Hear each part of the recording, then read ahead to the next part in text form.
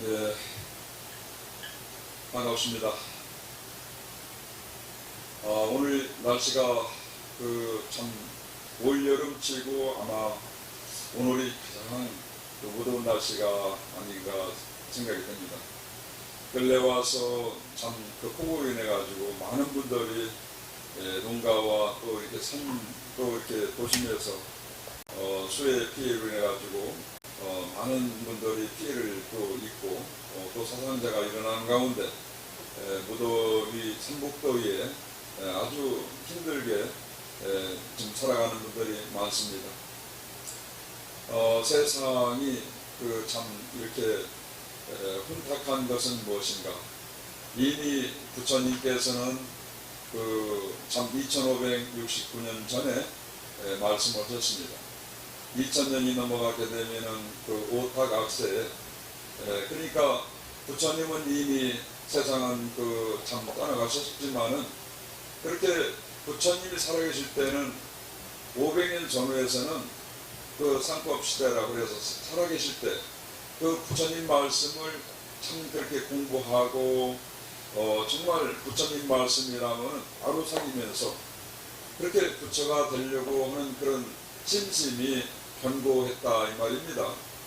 그런데 부처님이 이미 500년이 지나고 나서 지금 2569년인데 부처님께서 말법 시대라고 하신 말씀은 부처님이 이미 세상이 계시지 않는 그 모습 속에서 부처님 말씀을 믿으려고 하는 사람들이 그렇게 많지 않다 이 말입니다.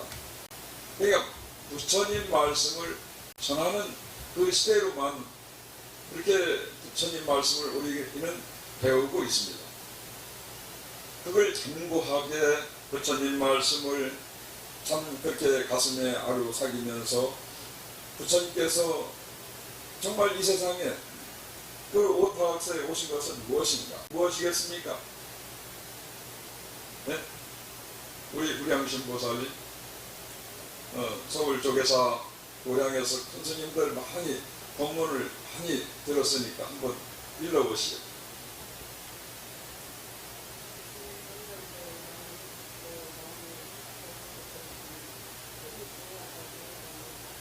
그렇지. 맞아요.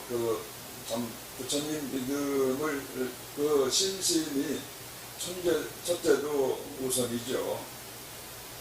신 믿고 또 행을 해야만 또 어떤 부처님 법을 공부하는데 수지 독성하면서 마음으로 몸으로 그렇게 익히면서 실천을 해야 되는 것이 분명합니다.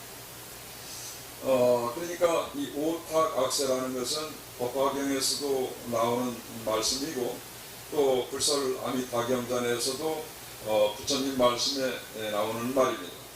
오탁악세라는 것은 5가지 그렇게 혼탁한 세상이 온다고 이미 부처님께서는 말씀하셨어요. 첫째로 오탁악세의 법탁이라고 하는 것은 우리가 수없는 오랜 세월 속에 참 그렇게 오래된 세월을 법이라고 하죠. 오래된 세월 속에 살아오면서 또 이 전쟁, 기아, 또 여러 가지 질병, 많은 사람들 혼탁해지는 세상에 살아가고 있는 법탁세계라 하는 것이죠. 우리가 세상에 지금 살아있음에 살고 있는 것은 다가 아니고 전생부터 지어온 업에 의해서 우리는 살아가고 있습니다. 불교에서는 은혜의 굴레를 벗어나지 못하고 중생들이 끊임없이 고통 속에서 허덕이면서 그렇게 살아가고 있습니다. 그런 가운데 또 하나는 법탁 위에 하나는 무엇인가? 그것은 참 번뇌탁이라고 해서 우리가 불자님들이 절에 가서 공부를 할 때 108번뇌를 소멸하기 위해서 공부를 많이 하죠. 그러니까 탐진치 삼독에 물들어서 항상 번뇌 망상에 끄달려서 그렇게 살아갑니다. 번뇌 탁이라는 것은 그만큼 깨달음을 얻는데 그 참 힘들다 이 말이에요. 번뇌 망상을 벗어나야만이 해탈 열반을 할 수가 있는데 늘 그냥 이 생각 저 생각 앉아서 참선을 하고 연구를 하려니 번뇌가 죽을 듯이 그냥 잡된 그런 번뇌 속에서 휘말려 가지고 깨닫는데 아주 어렵다 이 말이요. 또 하나는 뭐냐, 중생탁이라 해서 나는 깨달았니 너는 못 깨달았니, 금강경에서 나오죠. 사상에서 보면은 아상, 인상, 중생상, 수자상, 그 사상을 떠나야만이 부처님께서는 도를 이룰 수 있다고 말씀하셨어요. 그러니까 중생상이라는 것은, 중생이 뭡니까? 깨닫지 못해서 아직 우매한 그런 고통 속에서 그냥 항상 헐떡이면서 어리석게 살아가는 것을 중생이라고 하지 않습니까? 깨닫지 못한 중생, 범부 중생으로서 우리는 지금 살아가고 있지요. 지혜를 얻기 위해서 깨달음을 얻으면 지혜를 얻는데, 그렇게 해서 지혜를 얻게 되면 말 그대로 해탈 열반을 해서 부처가 되는 거예요. 그러니까 항상 헐떡거리는 중생상, 그것이 이제 중생탁이라고 합니다. 그 다음에 또 무엇인가? 네 번째인가요? 네 번째는 현탁이죠. 현탁. 현탁이라는 것은 자기가 생각하는 것이 무조건 옳다. 요즘에 세계 전쟁사가 뭡니까? 나라와 나라끼리 틀리잖아요. 생각하는 것이. 미국과 소련과 또 중국과 하고 아주 그렇게 싸움이 붙으면 어떻게 돼요? 중간에서 휘말려갖고 아주 참 조그마한 나라들은 많은 피해를 보지 않습니까? 뿐만 아니라 그 정치하는 사람들이 여와 야가 또 달리면은 진보와 보수와 또 여당과 야당과 또 우파와 좌파와, 이게 뭐예요? 그게 견탁이에요. 자기 생각만이 옳다고 주장하는 것을 상대를 생각지 않고 자기만 옳다고 하는 것 자체, 그 견탁입니다. 견탁. 또 하나는 뭡니까? 다섯 번째, 수명탁이죠. 그러니까 우리가 세상에 나와서 명대로 살아가면은 그 나름대로 그 명에 의해서 80, 90에 그냥 자연적으로 돌아가는 것인데, 우리가 그러죠. 한번 돌아가면은 글쎄 돌아가셨디야 이렇게 인사가 그렇잖아요. 죽었다고 않잖아요. 돌아가셨습니다. 오던 길로 다시 돌아가셨습니다. 그것은 불교의 윤회관을 뜻하고 있는 거예요. 돌아가신 분이 그렇게 가셨으니까 또 그분이 또 오실까 아닌가 봐요. 그래요 안 그래요? 가신 것이, 돌아가신 것이, 돌아가셨기 때문에 오시는 거예요. 그러니까 사랑하는 가족들이 젊어서도 가고 나이가 드셔도 가고 아기 때도 가고 그렇게 가는데, 그 가는 것을 억지로 막을 수는 없지만은 그 중간에 생목숨을 끊게 되면은 그것은 불교에서는 감당할 수 없는 업부가 쌓인다고 그랬어요. 지옥세계 가고 싶어도 가지 못한다고 그랬어요. 관성이 천도제를 지내면서 늘 그렇게 하는 법문이 있습니다. 지장경에 나오는 말씀을 통해서 그렇게 얘기를 이뤄줬어요. 자살하게 되면은, 자살이라는 것도 여러 가지 방법으로 세상을 따라가잖아요. 첫째, 목을 매다 죽고, 물에 빠져 죽고, 또 약을 먹고 죽는다든가, 그렇게 생목숨을 그냥 끊고서 나가 돌아가신 분들이 그렇게 많다 이 말이요. 또 한 분류는 그렇게 애착하고 집착하고 하는 그런 부분들을, 그런 사람들은 돌아가실 때 눈을 감지 못한다 이 말. 또 한 분류는 사랑하는 사람을 원망하고 그치웅하고 미워하고 그런 사람은 또 눈을 감지 못한다 이 말. 그러니까 그런 사람들은 지옥 가고 싶어도 지옥도 못 들어간다 이 말이에요. 그러니까 요주 그 전에 그냥 항상 떠돌면서 살아있는 가족들을 괴롭히는 거예요. 살아있는 사람은 따뜻한 기운을 갖고 있고, 돌아가신 분들은 차가운 기운을 갖고 있어요. 돌아가신 분들 시신을 만져보면 얼음장같이 차갑죠. 지장보살님은 말이요, 서가모니 부처님께 소원을 세웠습니다. 나는 지옥 중생들이 그렇게 다 완전하게 지옥에서 다 벗어날 때까지 부처가 되지 않겠다고 원을 세웠습니다. 그러니까 지장보살님이, 지장이 뭐예요? 지장. 우리 지금 오늘 그 지장보살 많이 예매했죠? 관세음보살도 많이 늘 여러분들이 공부하지만은 오늘 제일 지내는 달 가운데 지자는 땅지자요, 장자는 감출장자를 쓰고 깨달아서 보살이 돼서 그렇게 실천하는 분입니다. 자기 모습을 감추고 그렇게 지옥 중생들을 갖다가 얼음장같이 차가운 곳에, 또 무더운 그 펄펄 끓는 그 화탕지옥에 하루에도 몇 수십 번씩 육관장을 가지고 넘나드는 분이 바로 지장보살이에요. 우리 불자님들이 이렇게 많은 큰 스님네들한테 들어서 잘 법문을 들어서 알겠지만은 지장보살님은 그렇게 아주 훌륭한 분입니다. 관세음보살님은 어떤 분이냐? 관자가 볼관자요, 세자가 인간세자요, 음자는 소리음이라 그렇게 깨달아서 보살이 되신 분인데, 중생들이, 많은 중생들이 관세음보살 그러면은 어느 중생이 내 이름을 부르는고? 천수천한 관세음보살님이 지금 여기 모셔 있지만은 손이 1000개요, 눈이 1000개나 되는 그 손으로 살펴서 그 중생들이 목소리를 듣고 살아가 소원을 이루게 해준다 이 말이에요. 모든 부처님들이 관세음보살님을 통해서 다 부처가 됐고, 지장보살님을 통해서 지금 지장보살님이 한참 지옥 중생들을 제도하기 위해서 오늘 또 여기에 오셨고, 지옥 속에서 그냥 그렇게 몸을 바꿔서 놔두시고, 지금 여기에 관세음보살님이 이 안에 계셔요.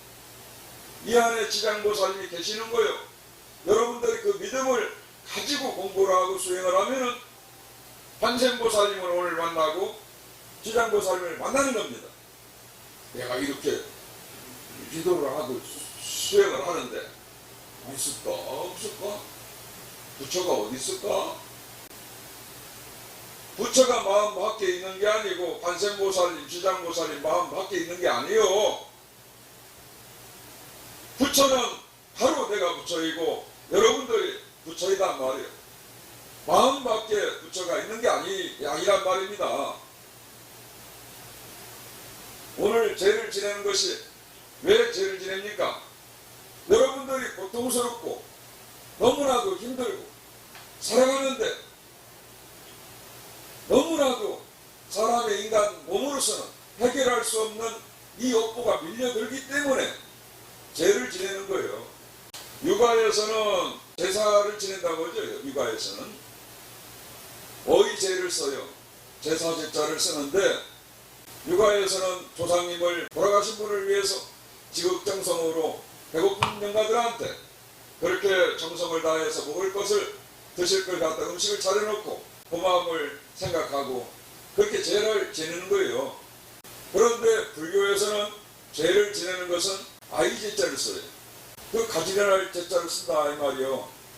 그 유교에서 지내는 제사하고 불교에서 죄를 지낸다는 것은 엄연히 차원이 틀린 거예요.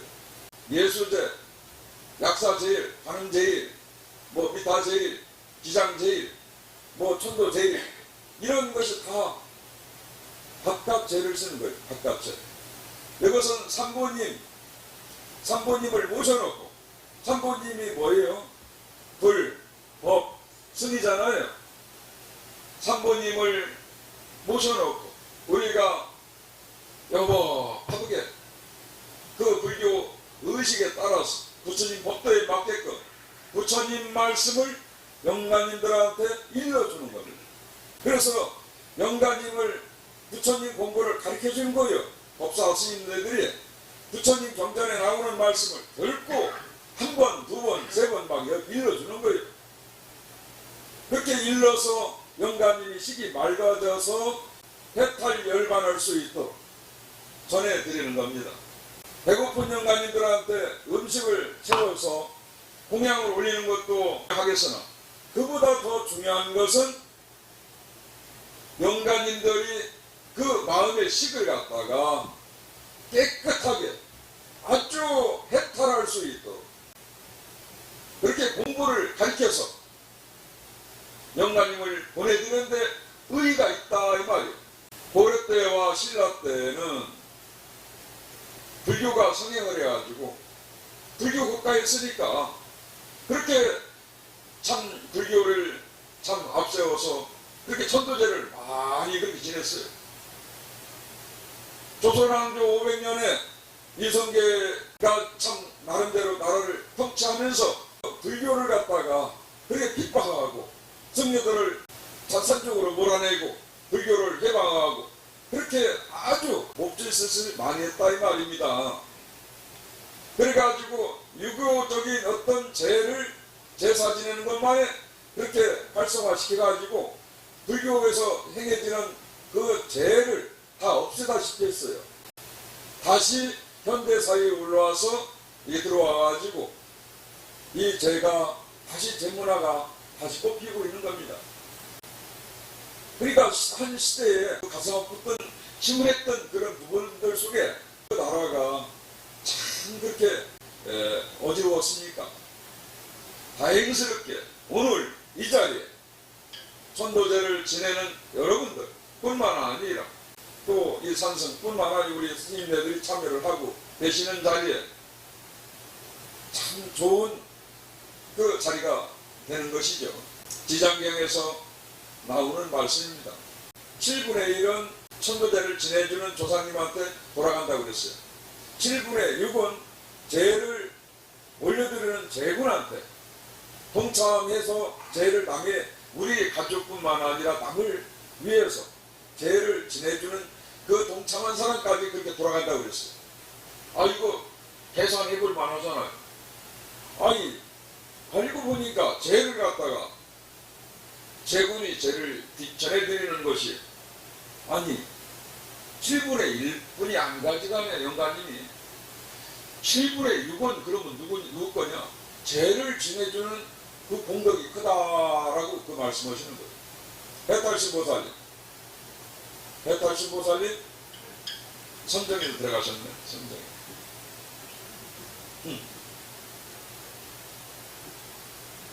선종 속에서 부처님을 만나신 거예요. 오늘 참 이렇게 우리 해탈신보살님 벌써 여기 대영각사에 산성하고 같이 참 살게 된 지가 절에 오신 지가 벌써 한 4년 횟수로 그렇게 됩니다. 평생을 산성하고 이렇게 참 살기로 약조로 하셔갖고 지금 아주 백발이 성성하신 데 가운데 대영각사 도량에서 아주 참 수행을 잘 하시면서 그렇게 기도를 열심히 하고 계십니다. 얼마 전에 그 참 윤옥화 보살님 지금 여기 그 외산 그 대영각사 그 지선님 마을에 지금 살고 계시는 그 아드님이 그렇게 3년 8상 그 아들이 잘못돼서 대영각사에서 천도제를 해주게 되었습니다. 이 그 윤옥화 보살님은 경찰관 부부로서 이제 퇴임을 하시고 이제 그 외산에서 또 이제 콩국수 집을 사업을 하고 있어요. 딸내미는 이제 카페를 아주 예쁜 카페를 운영을 하고 있고 그 3년 탈상을 아들을 보내면서 천도제를 하는 날 우리 그 해탈신보살님께서 그 하루 전에 꿈을 꾸셨는데 본인 형부께서 그 잔치집에 들어오지를 못하고 그렇게 돌아가신 형부가 아주 허스름한 옷을 입고 전하가 그 계신다는 거예요. 그리고 전하가 형부 왜 안 들어오고 거기 계시냐고. 그렇게 참 꿈속에서 그걸 생생하게 보신 거예요. 그리고 나서 언니한테 말씀을 드려야 되겠다 했는데 그 다음날 천도제 지내고 나서 언니한테 지금 오늘 제를 지내는 강혜선 언니가 오늘 남편분을 제를 지냅니다. 언니가 전화가 와가지고 그날 동생 놀라지 말게나 우리 큰아들이 혈압 뇌출혈로 수술을 받게 되었다고 하시면서 그래 쓰러졌다고는 말씀에 놀라서 그 말씀 못 드렸던 거예요. 그런 참에 참 언니 형부가 그렇게 참 감방에 꿈에서 나왔고 그 낡은 옷을 입고 살아왔었는데 그거하고 연관이 되는 모습이었구나 하는 것을 느꼈다는 거예요. 또 산성도 그걸 안 본 게 아니고 또 봤어요.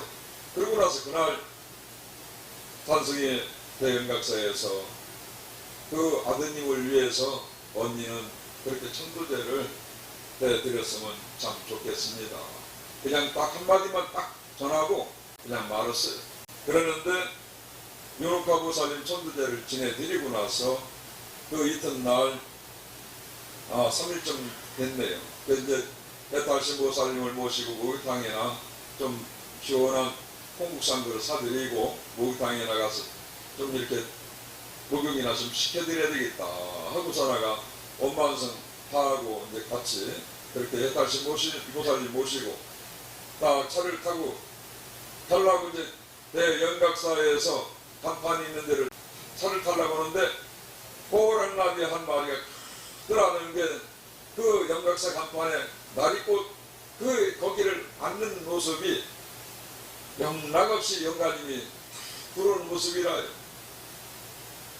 이 산성은 호랑나비가 나타날 때는 영가님이 천도제나 49제가 들어온다고 또 간생보살님이 그 오실 때는 그 하얀 나비로 홍시성을 가진 분이 관세음보살님으로 화연한다고 또 노란나비로 설시성을 가진 분이 그렇게 아미타부처님으로 오신다는 것을 이미 소홍이라는 아우를 소홍 부리스님의 해탈노래라고 15년 전에 도서출판 도반에 책을 출판을 했던 장본입니다.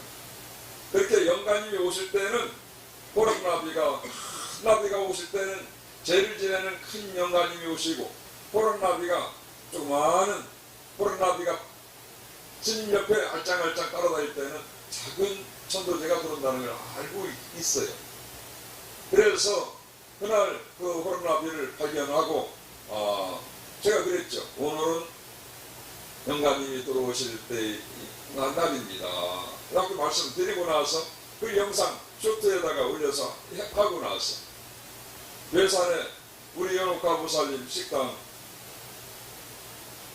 홍국설집 앞에 딱 갔더니 배탈신 보살님께서 스님 언니가 천도제를 하고 싶어 하시는데 그렇게 한 500 정도 해서 좀 양가 시대를 좀 모시고 했으면 좋겠는데 참 어떻게 좀 안 될까요?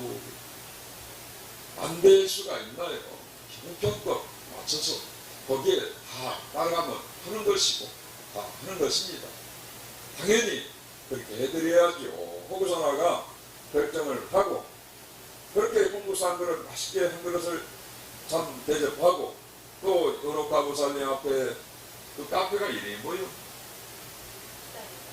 지단의 카페. 지단의 카페 딸내미가 맛있는 또 스님 잠통생본 천도제를 해줘서 고맙습니다 해갖고 커피값도 안 받고 그렇게 참 커피를 맛있게 먹고 나왔습니다. 나오는 동시에 무지개가 그 영각사 쪽에서 서각사 쪽에서 땅에서 하루로 용수섬 치듯이 무지개가 솟구쳐 올라오는데 제가 가장 먼저 봤죠. 그래갖고 우리 불자들이 전부 다 한 7, 8명에서 다 그걸 보게 됐어요.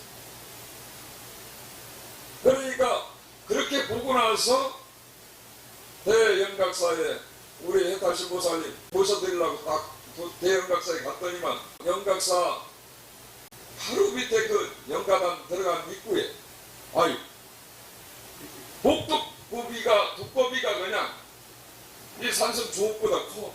주먹 2개 많은 두꺼비가 물을 꾹꾹 뜨면서 지금 어디 갔다 오냐 하는 것처럼 그냥 아니 스님을 기다렸다는 것처럼 그렇게 두꺼비가 그냥 꼼짝도 않고 살아가 아이 산성을 바라보고 있네. 그러니까 하루 한날 영간이 오는 코로나비를 보고 무지개를 피는 것을 보고 복덕고비를 3가지를 다 보게 됐어요.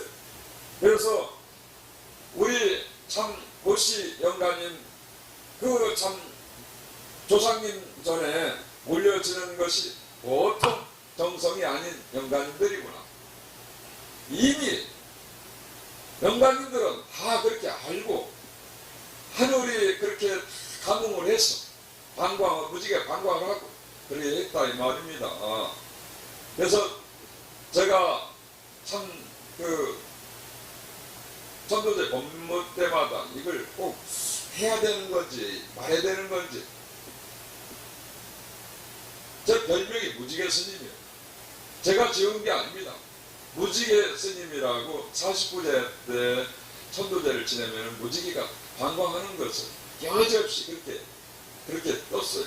그러니까 오늘도 어디서 뜰지 모르겠지만 제가 안 보더라도 아마 보는 사람 볼 겁니다. 저번 주는 윤옥화 보살님이 무지개 떠가지고 지 앞에서 그렇게 30분 동안은 저한테 9장을 보냈잖아요. 제 분이 보낸 거예요. 스님 딸내미가 스님 무지개 스님 맞네. 제 지내고 나서 내가 얘기했어요. 오늘 무지개가 필 것이다. 뜰 것이다. 남편이 산성하고 갑자생이요. 같은 띠 동갑이라고 또 같은 또 부여 고향이라고 자기 경찰관 하는 사람이 그 반말 비슷하게 왜 왔어요 하면서 그렇게 하는 사람이 스님이 우리 지난 그릴 스님이 공부를 많이 한 스님이요. 그때 보니까 그러더라는 거예요.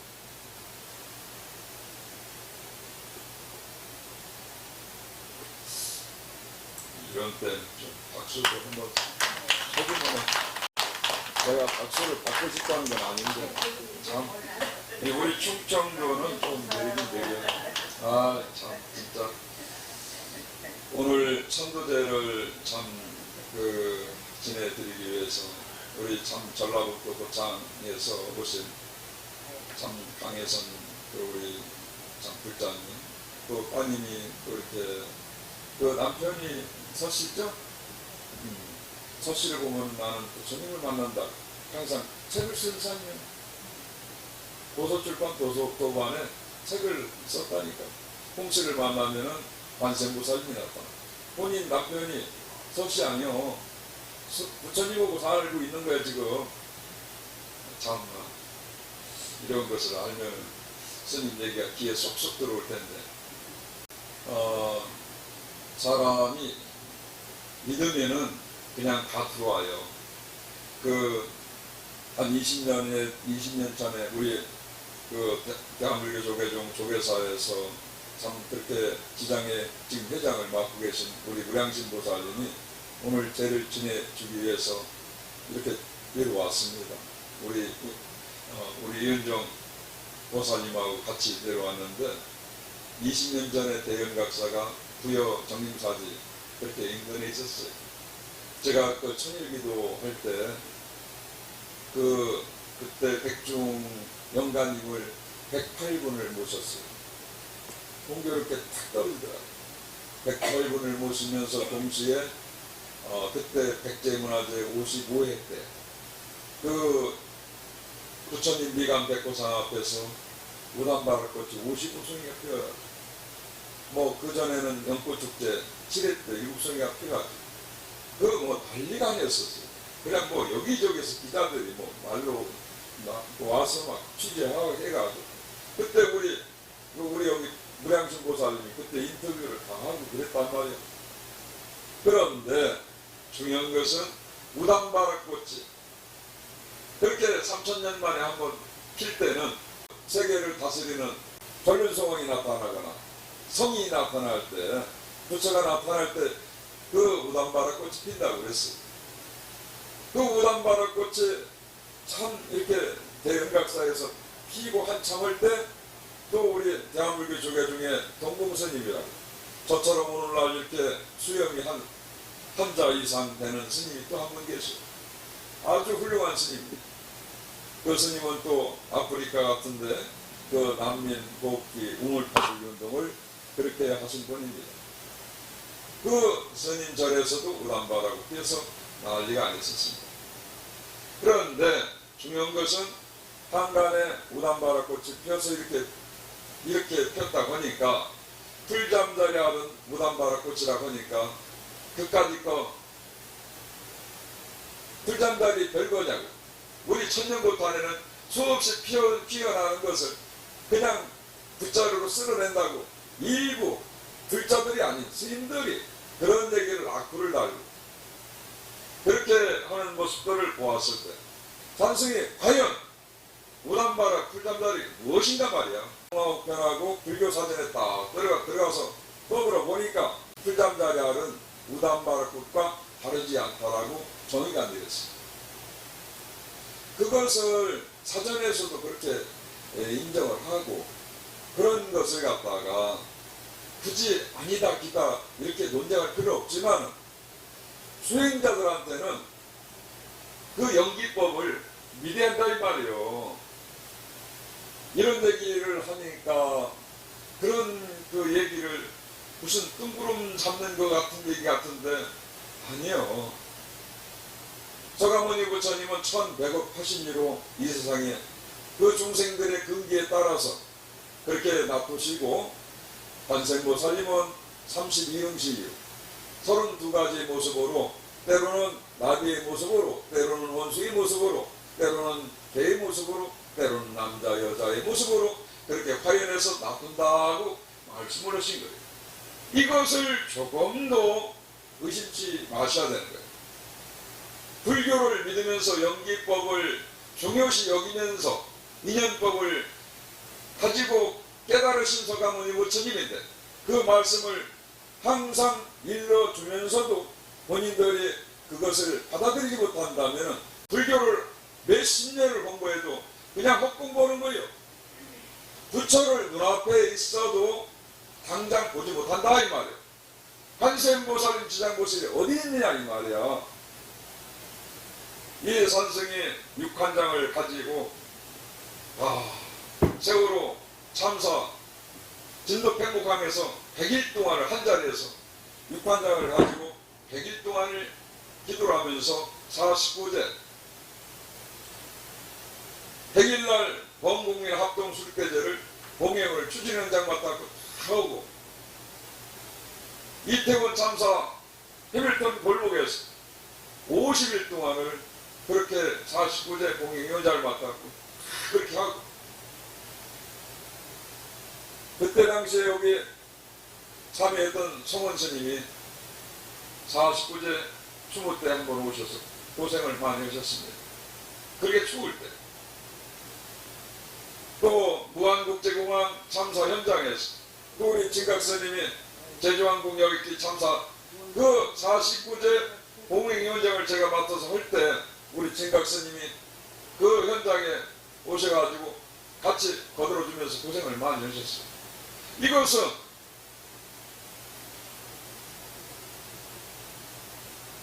여러분들 왜 제가 거기 갔었다고 생각하세요? 낯설고 물설고 참 그렇게 그 주변에는 많은 스님들이 있음에도 불구하고 이 스님이 어째 거기 가서 그런 큰 참사 현장에 가서 영가님을 한 군데다가 그렇게 모셔놓고 참사 현장에 가서 왜 그렇게 가서 그 참사 현장 세 군데를 돌면서 거기 가서 그렇게 기도했겠느냐 이 말이요. 일부 이 산성을 잘 모르는 사람들은 아이고 스님 법당에서 그냥 따뜻하고 편안한 곳에서 그냥 기도하면 되지. 뭔 참사 현장까지 와서 이렇게 그냥 고생을 하고 돈을 쓰면서 그러냐고 그럴 수도 있겠죠. 그런데 누군가는 참사 현장에서 그 영가님 그 돌아가신 분들 사고로 인해 가지고 그 뼈 조각 한 조각이라도 번져가지고 DNA 그 확인하려고 세월 현장에서 그 아파하는 유족들 그 모습들을 달래면서 그 한 번 한 번 영가님들 백곡강에서 나갈 때 예수님이 100일 동안을 시달림을 혼자서 맡아서 기도를 했어요.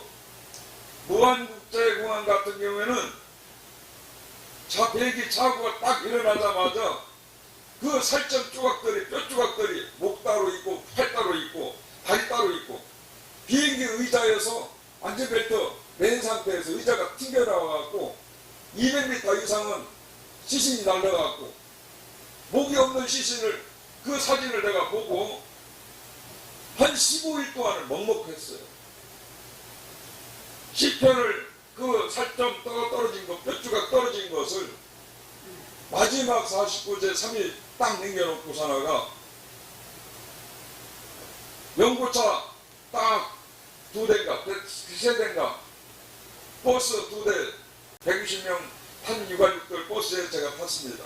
49일 동안을 해온 스님으로서 자격을 갖고 사나가 그 광주 그 어디 그 화장터에 가서 그 영가님들을 보내드리면서 또 담양에 가서 마지막 이제 주무공원에 모셔지는 데 가서 그러니까 한 유가족 한 분이 사람이 죽으면은 한 번 그냥 화장을 하면 끝나는데 화장하고 나서 보니까 다리가 또 나왔다고 화장하고 나 보니까 또 다리가 나왔다고 아니 3번 4번씩을 갖다가 글쎄 그 유가족분들이 그렇게 한번 생각해 보세요.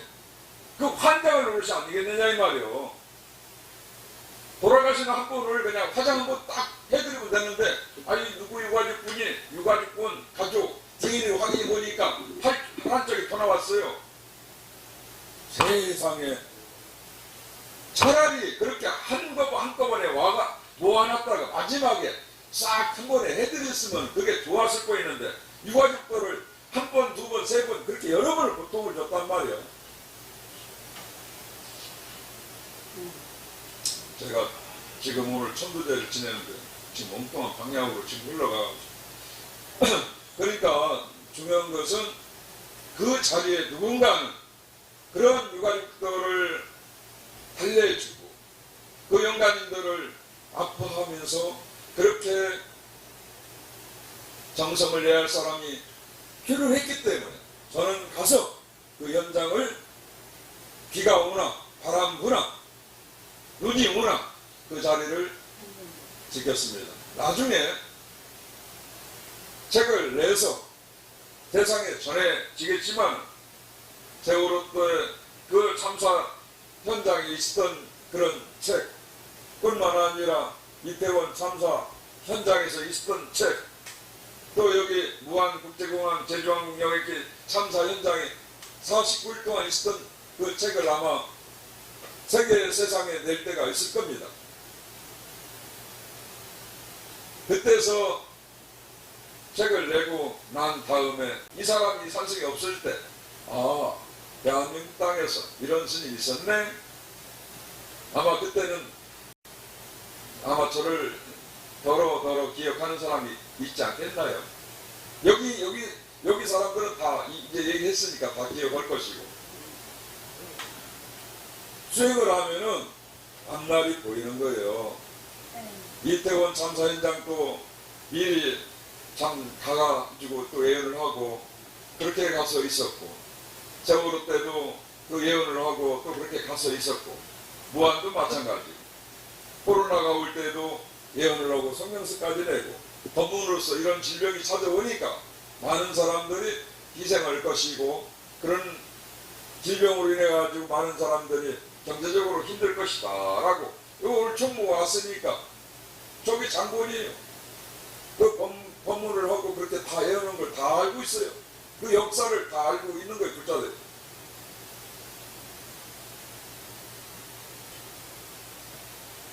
오늘 영감님 모시는 천도제의 이러한 말씀은 다 그 천도제, 불천인 말씀하고 다 연관이 되어 있기 때문에 산승이 오늘 이 자리에서 법상에 와서 이렇게 전해드립니다.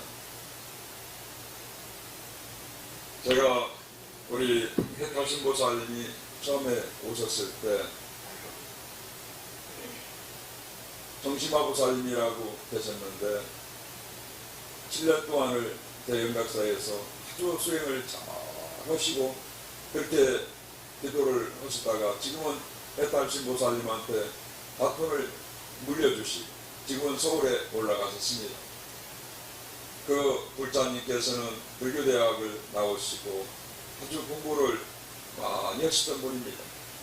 서울의 활정사를 시어머니께서 자기 집을 갖다가 그 절을 갖다가 만들어서 대한불교 조계종에다가 활정사를 성북동에 그 지어준 분입니다. 시어머니께서. 그리고 그 시어머니께서 그 활정사를 지어주고 그 당신께서는 며느리로서 여기에 오셨어요. 그래갖고 아들내미가 더 참 아주 진실한 또 불자였어요. 얼마 전에 대령으로서 예편해서 제대를 했는데 그 최대령이 우리 또 같은 해주체갑니다. 그 최대령이 호촌의 부대에 그 최대령이 대위 때 사단에 군법당을 지었어요. 대위 때 부대 안에 아주 그렇게 불심이 아주 대단한 분인데 그 참 어머니께서 여기 한 7년 동안을 오셔서 사신 분입니다. 아마 지금 이 방송을 듣고 계실 겁니다. 아주 늘 그렇게 산승을 그 산부처님처럼 아주 시봉을 하시는 분이세요. 85인가요? 네, 85이죠. 그때 당시에 그 산승 부친께서 그 기일날이었었는데 그 딱 기일 전날 하루 이렇게 선정해서 보니까 한 처사가 그렇게 숨을 못 쉬면 죽는 사람이에요. 그런데 이 처사님이 산승한테 와서 그 참 힘들은 모습을 보고 그래서 이 산승이 그 처사의 입을 갖다가 맞춰가지고 인공호흡을 해줬어요. 그러고 나서 그 다음날 아버님 기일날 참 법상에 올라가서 오늘 한 처사가 목숨을 부지하려고 살려고 하는 사람이 찾아올 것이다. 이렇게 법문을 했어요. 근데 그 정심화 보살님이 절에 계신 아까 말씀드렸던 그 정심화 보살님께서 그게 서울에 친구가 있는데 그 보살님이 현양자 보살님. 현양자 보살님은 제주도가 고향이신데 그 현양자 보살이 전화가 와서 아이고 우리 아들이 지금 그 장남이 그 장귤남이에서 제주도에서 떨어져 가지고 보름 전에 지금 보니까 성북도 병원하고 제주대학병원에 갔더니만 그 어떻게 대책을 쓸 수가 없다라고 그렇게 얘기를 하더라는 거예요. 치료를 할 수가 없다는 거예요. 그래 어떻게 살릴 방법이 있겠느냐 하니까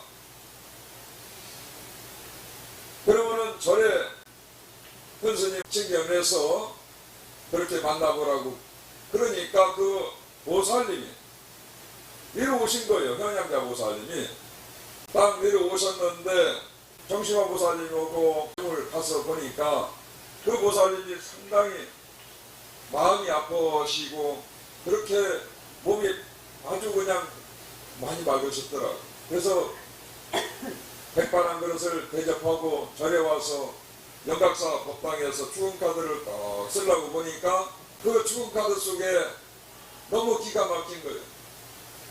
자기 어머니께서 자기를 낳으시고 잘못되었고 세상을 떠나시고 아버지는 일본에 돈 벌러 가셨다가 들어오지 못하시고 그렇게 해서 아버지 얼굴도 보지 못하고 평생을 어머니 얼굴도 보지 못하고 이렇게 살아왔는데, 그렇게 그 참 외할머니께서 걸핏하면은 그 외할머니 품에서 자라다 보니까 너 때문에 내 딸을 잃었다고 하시면서 그렇게 핀잔을 막 주시고 그러더라는 거예요.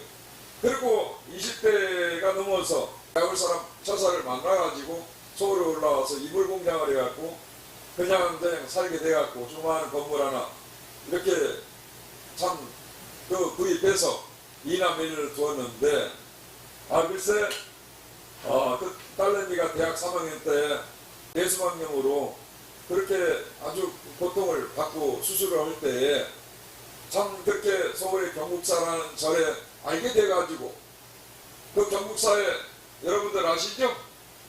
그 대한불교 조계 중에 그 총무원장을 지내셨던 그 참 스님이 머무르셨던 그 절에서 그렇게 열심히 공부를 할 때 그 아미타불 부처님을 만나면은 아버지처럼 생각하고, 관세음보살님 불상을 만나면은 그냥 보면은 어머니처럼 생각하고 기도를 했단 말이에요. 그렇게 해오던 질에 남편분이 5년 전에 돌아가셨는데, 제주도에는 그렇게 높은 산이 없잖아요. 그런데 좀 멀고 거리가 있다 보니까 조상님 묘를 갖다가 자기 집 앞으로 그렇게 이장을 시켜서 낙골당을 한 군데 모아서 모셔놨다네. 그런데 중요한 것은 그렇게 모셔놓고서나 1년 있다가 남편분이 화장실에서 피를 토하고 돌아가신 거예요. 그리고 이 동생까지 그렇게 세상을 떠난 거예요. 그래서 남편이 돌아가시고 나서 5년 동안을 눈을 감지 못하고 살아오신 거예요. 사만심을 그렇게 남편 돌아가시고 나서 그렇게 한심을 못 잤다 이 말이요. 도대체 그렇게 어려운 지경까지 갔습니다 라고 그래요. 그래서 스님한테 어떻게 했으면 좋겠습니까? 그래서 제가 할 수 있는 것은 천도제뿐이 더 없습니다. 이 급한 상황에서는 그뿐이 없습니다 라고 했더니, 그렇게 이제 천도제를 결정을 딱 하기로 법당에서 축복카드를 쓰고서다가 결정을 딱 했는데, 그때 때마침 제주도에서 아들이 전화가 왔어요.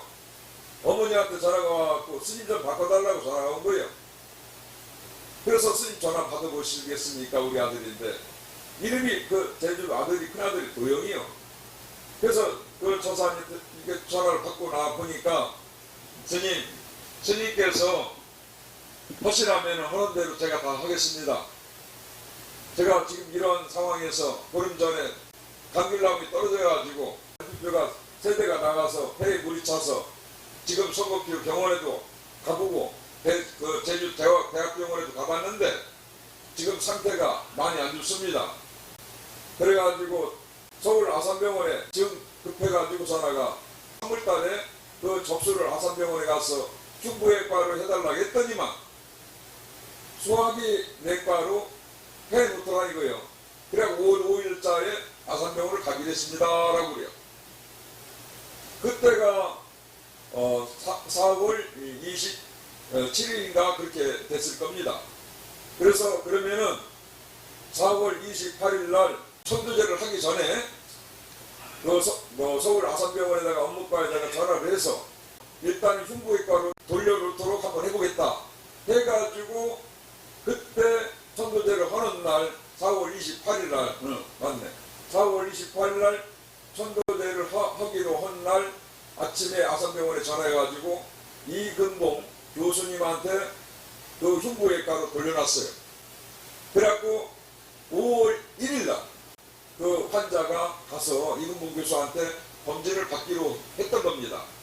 5월 5일 날은 소화기 내과로 가기로 했던 것이고, 그래갖고 천도제 그렇게 지내놓고서나가 4월 29일 날 그러면은 천도제 지내고 나서 정심화 보살님하고 거기 현양자 보살님 어머님을 모시고 그러면 서울 아산병원에 응급실에서 2시에 만나기로 해놓고 갔는데, 이 저사님이 처음에 운전을 해서 오기 전에 제가 다 이게 보증을 써가지고 이 저사만 들어오면은 바로 응급실에 들어갈 수 있도록 서류 준비를 다 해놨어요.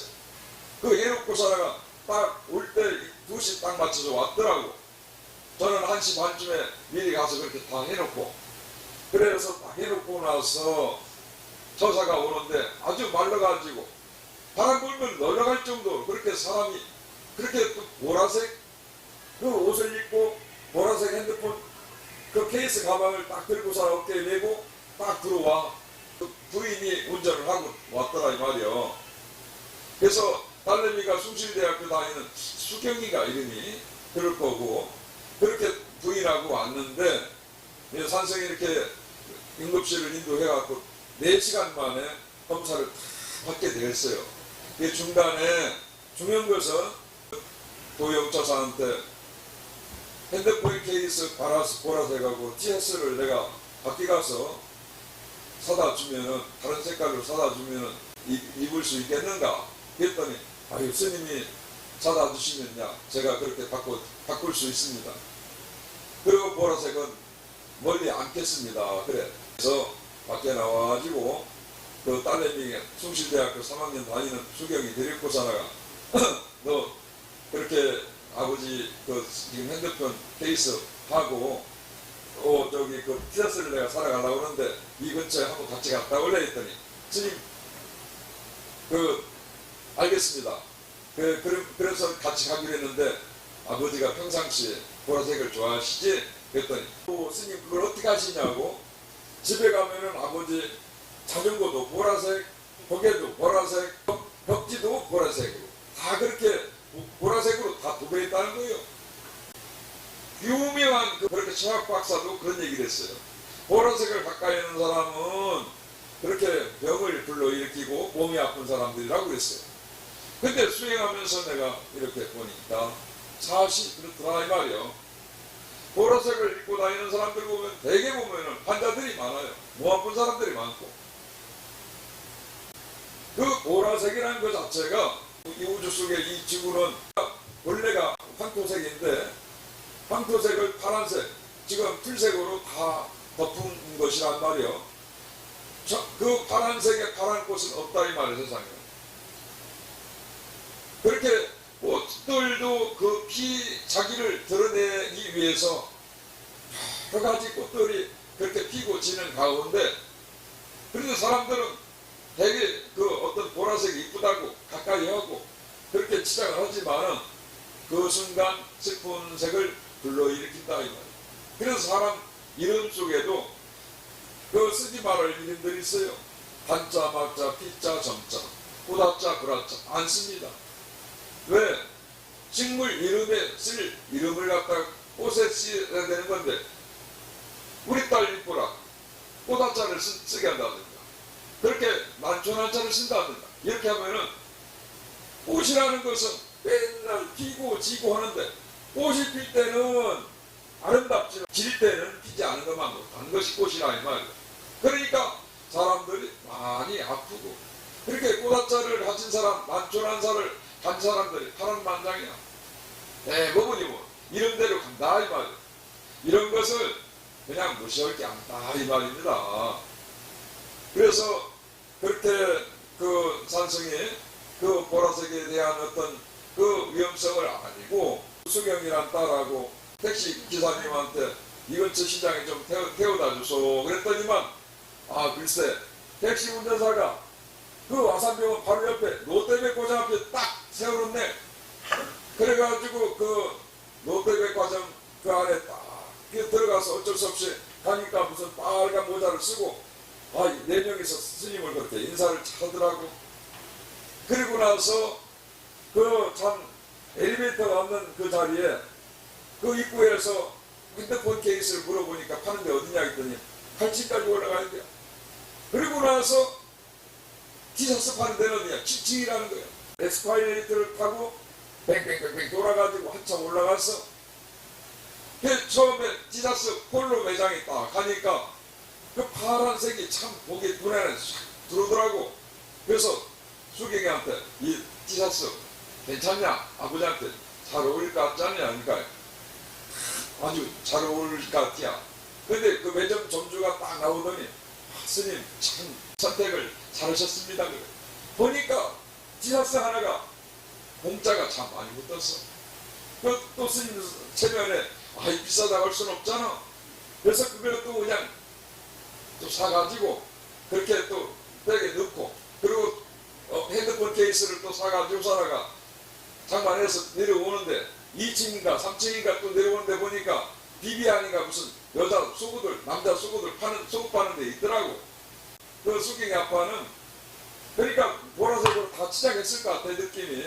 그래서 속옷도 하나 에이 그 뭐 쓰는 질에 한번 더 쓰자 하고 살아가 물어보니까 수경이 아주 잘 어울릴 것 같다고 그래요. 점주가 또 가까이 오더니 아이고 탁월한 그 안목을 가지셨습니다 스님. 가격을 물어보니까 그것도 조그마한 것이 절조가리 하나가 그렇게 비싸더라고. 어쨌거나 그 참 속옷도 사서 수경이 엄마한테 빨리 입히라고 줬더니만 남편이 그렇게 좋아하더라고요. 그렇게 해서 어쨌든 간에 그날 그 참 응급실에서 그날 늦게까지 있으면은 의사가 바뀌어버리는 거죠.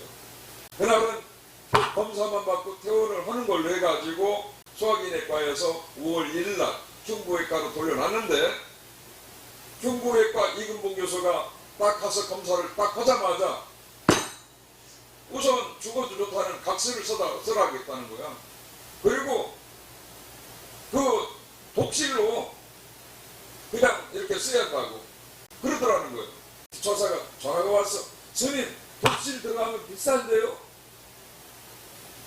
수술을 당장 한다는데 독실이 문제냐 말이야. 알고 보니까 그 이근봉 교수가 내가 의사 생활을 몇십 년을 했지만은 아산병원에서 당신 같은 사람 처음 본다 이 말이야. 당신은 여기 조금만 되었으면은 하루만 지났어도 이 세상 사람이 아니라는 거야. 그렇게 지금 그래서 각서를 쓰게 한 거야. 5월 5일자 그 가기로 자기가 그 맞추고서 가기로 했던 자리를 그 소화기내과 가가지고 흉부외과 갔다가 모았다면 이 세상 사람이 아니다라는 거야. 당신은 천원을 받은 사람이라고 그렇게 하더라는 거야. 그래가지고 이 친구가 수술을 잘 받게 돼갖고 퇴원을 했어요. 강구사님 이해하시겠죠? 어저께 잘 못 들었을 것 같아서 제가 지금 다시 설명해 드리는 거예요. 예. 그래서 그런데 중요한 것은 그렇게 해서 이제 그 보살님이 이제 아들을 살린 거예요. 그런데 그 아들을 살리고 나서 그때 당시에 어떤 문제가 있었냐면 세상에 글쎄 부모 남편이 그 아버지 그 재산을 갖다가 제주도 땅을 갖다가 그걸 갖다가 차지하려고 법무부를 시켜가지고 소송을 걸어본 거예요. 몇십억짜리 그걸 갖다 승소를 2번씩이나 했어요. 천도제를 지내는 기간에 승소를 2번 했어. 그 안에. 그리고 남편 돌아가시고 나서 5년 동안 잠을 못 잔 것을 영각사에서 보름 동안을 푹 계시면서 영각사 와서 잠을 실컷 자고 갑니다 라고 그렇게 가실 때, 그때 이제 제가 유튜브 방송도 하고 방송 장비가 들어가고 이렇게 막 할 때 부처님도 모시고 할 때인데 한 3천만 원을 시주돈을 내놓으면서 스님 우리 아들 그렇게 살려주신 연료로 부처님을 모시고 부처님 장비도 하시라고 사주고 뭐 컴퓨터도 사주고 그렇게 사주시더라고요. 여기 지금 84인치 TV가 아마 부여군에서는 최고 큰 TV일 거예요. 저 TV를 난 6번인가 5번인가 뿐이 안 봤어.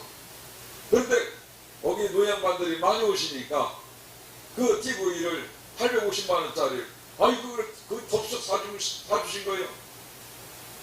그래갖고 살아가 그 보살님이 참 지금도 건재하시고 서울에 계시는데 서울에 가서 한 번씩 인사를 한번 드리고 옵니다.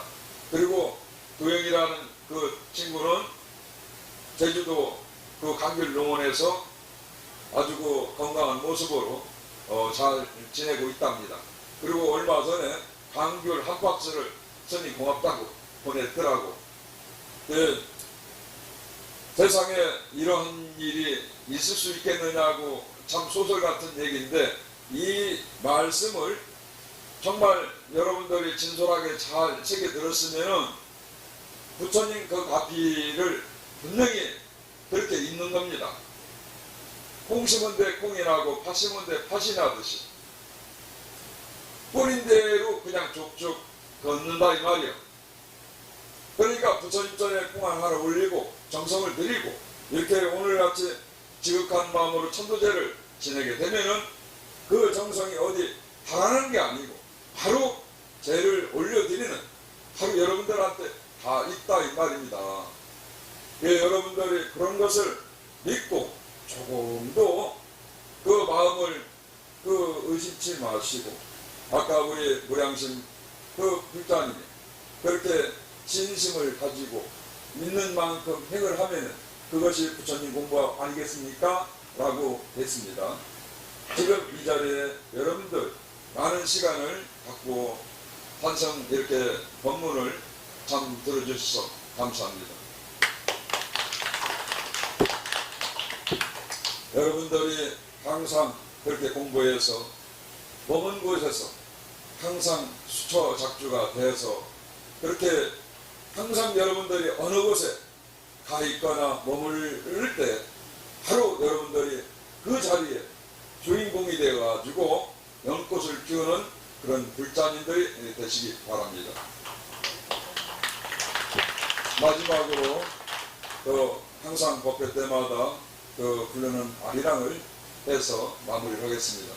같이 함께 산성과 아리랑을 좀 해주시죠.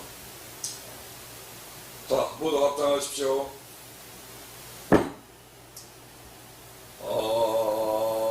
아리랑 아리랑 같이 하세요. 아라디요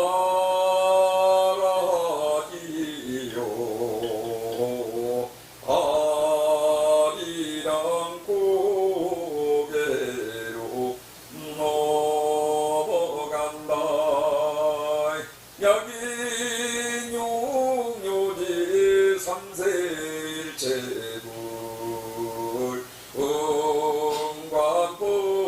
응관법께서 일체요심요 아리랑 아리랑 어러니요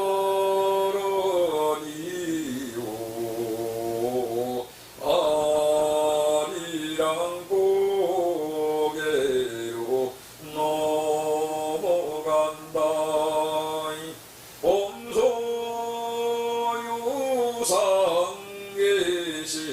옴소유상계시험한 약견재상 비상 즉견열애라.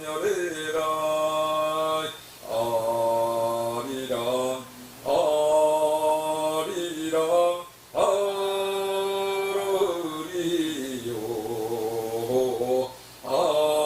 아리랑 고개로 넘어간다.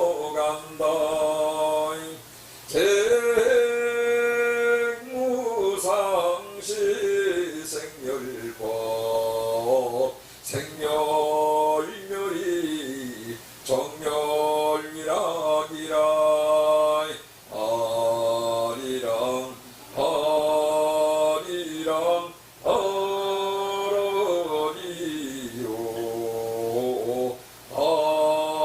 아리랑 고개로 넘어간다. 원이 자공도 보고 뭐일체 하등 여중생 당생응나고 공견무량수 헌이라남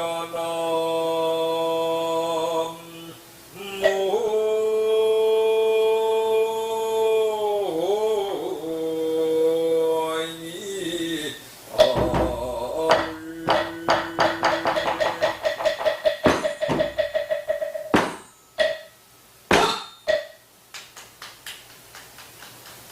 박수를 치려면 크게 쳐주세요. 정벌하시죠.